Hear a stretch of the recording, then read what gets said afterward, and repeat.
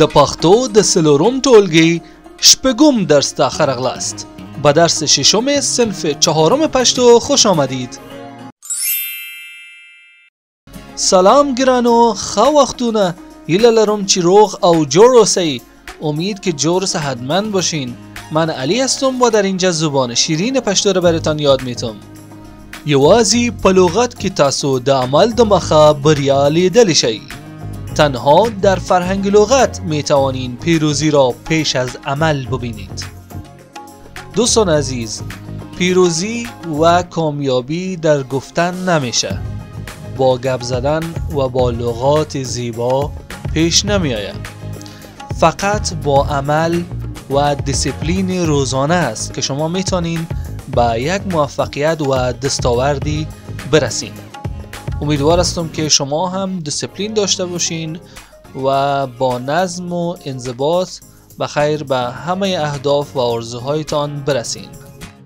اما پیش از اینکه درس را شروع کنیم، لطفاً یک کامنت زیبا بریم بگذارین و ویدیو را لایک کنین، چرا که باعث میشه یوتیوب ویدیو را بیشتر به اشتراک بگذاره و به دست علاقمندان به زبان پښتو برسه.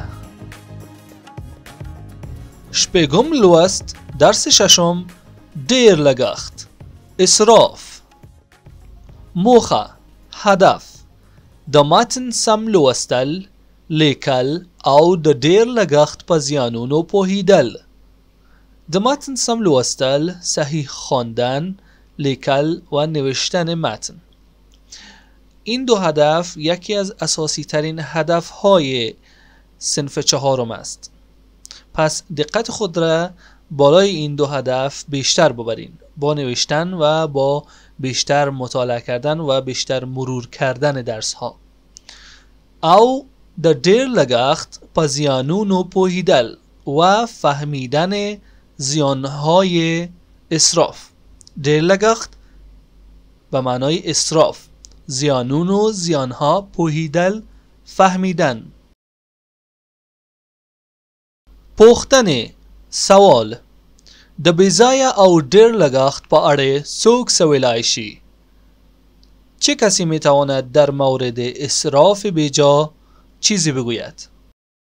اگر میتونین خب به زبان پښتو و اگر نمیتونین به دری در بخش کامنت بنویسین که نظر شما در مورد اسراف چی است.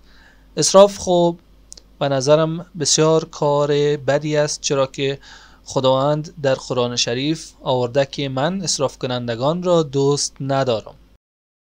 اما ببینیم که نظر خود کتاب در مورد اسراف چی هست. بی‌ځایه لګښت ښه کار نه دی. اسراف بیجا کار خوبی نیست. بی‌ځایه به معنای بیجای، لګښت اسراف، ښه کار خوب.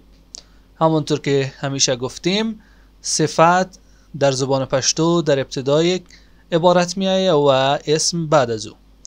ندی نیست. اسراف بیجا کار خوبی نیست. د هر شی په لګښت باید پام وشي. در اسراف هر چیزی باید مراقب باشید. د هر شی، هر چیزی په لګښت اسراف باید پام وشي، باید مراقب باشید. دقت کنید. د اوبو له اخیستلو وروسته باید نل بند شي. بعد از گرفتن آب باید نل را ببندین یا شیر را بسته کنید. د اوبو له اخیستلو گرفتن آب وروسته بعدن باید نل بند شي، باید نل و یا شیر بسته شود. له اړتیا پرته باید گروپونه ونه لګول شي. بدون ضرورت باید گروپ ها و یا چراغ ها چالان نشوند. له اړتیا پرته بدون نیاز. اړتیا نیاز، پرته بجز بدون. گروپونه جمع گروپ به معنای چراغ و یا گروپ لامپ. ونه لګول شي چالان نشود. لګول شي چالان کردن، تنظیم کردن و اعمال کردن معنا میده. نه لګول شي منفی میشه. چالان نکردن تنظیم نکردن ما نامیته. د اسلام پاک دین هم به ځای مصرف منع کړی دی. دین پاک اسلام هم مصرف بیجای را منع کرده است. د اسلام پاک دین پاک اسلام. دقت کنین در اینجا هم صفت و هم مضاف الیه برخلاف زبان دری بعد از اسم آمده. بیجای مصرف بیجای. من کړی دی من کرده است. و اما میرسیم به بخش مهم لغات. ډیر لګښت، اسراف، زیانونو، زیانها، پوهیدل، شناختن، بیزایه، بیجای، اخیستلو، گرفتن، ورسته، بعدن، ارتیا، نیاز، ضرورت، پرتا، بدون، بجز، لگول، چالان کردن، تنظیم کردن، پاملرنه، دقت، توجه. و اما میرسیم به فعالیت درس. څو زده کوونکي دي په وار سره لاندې نیمګړې جملې په مناسبو کلمو ډکې کړي. چند دانش آموز باید به نوبت نیم جملات زیر را با کلمات مناسب پر کنند. در ابتدا خودتان تلاش کنین که جای خالی را با استفاده از کلماتی که در طول درس داده شده پر کنین و جواب هر 4 جای خالی را در بخش کپشن میگذارم تا اگر خواستین با جواب خودتان تطابق بدین و بفهمین که درست جواب دادین یا خیر. بیزای لگخت ندهی. اسراف بیجای نیست. اسراف بیجای چی چیزی نیست؟ شما پر کنین. ده هر شی په لگخت که باید وشی. در اسراف هر چیزی باید جای خالی را شما پر کنین. لارتیا پرتا باید چراغونه لگول شی. بدون نیاز چراغها را باید چالان کنیم. شما باید در جای خالی یک حرف یا کلمه را بگذارین که فعل منفی شود که در طول درس مشابه همین جمله آمده. موږ باید خپل لګښت پاملرنه وکړو.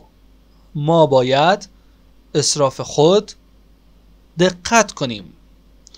در جای خالی یک کلمه بگذارین که از لحاظ معنایی جمله را تکمیل تر کنه.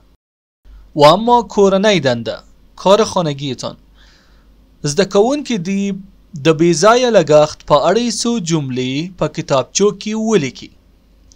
از دانش آموزانتان بخواین چند جمله را در مورد اسراف بیجای در کتابچه هایشان بنویسن. اگر میتونین 1 یا 2 جمله را با پشتو و اگر نه همین درس را 1 بار در کتابچه ای را که براتون گفتم داشته باشین بنویسین. خب دوستان عزیزم، این بود درس 6 از کتاب صنف 4 زبان پشتو. امیدوار هستم که از این صنف استفاده ببرین و بتونین تا آخر این صنف را با ما همراه باشین و از دوره مقدماتی بگذرین. در پایان این کتاب شما میتونین با آسانی هر متنی را از زبان پشتو بخوانین و در سطح ابتدایی بتونین حتی گپ بزنین. همچنان حمایت های خود را از ما دریغ نکنین. ویدیو را لایک کنین و با دوستان خود به اشتراک بگذارین و کامنت بگذارین برای ما، چرا که به ما روحیه میته تا بتونیم پرقوت‌تر براتون خدمت کنیم. زستاسو لپاره د خدای څخه روغتیا او سلامتی او خوشاله وختونه غواړم. او که دا ویډیو مو خوښه شوه نو لایک کړئ او زمونږ د چینل غړي شئ. تر راتلونکي درس پورې د خدای په امان.